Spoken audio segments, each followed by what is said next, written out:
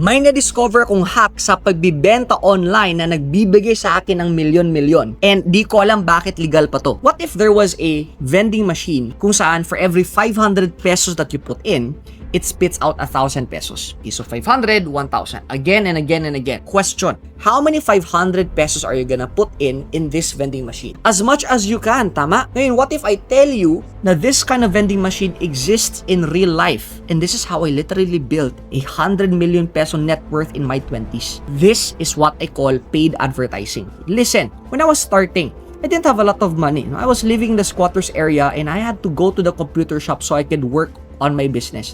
I started with only 100 pesos a day in ads selling products as an affiliate. Pero that 100 turned into 1,000, then into 10,000, then 100,000, all in just less than 30 days. Ang ginawa ko lang is I just kept reinvesting that money and that money made more money. To date, I've already spent more than 100 million on Facebook ads alone. Pero it also generated me naman more than 1 billion in sales across my portfolio. So what's the lesson?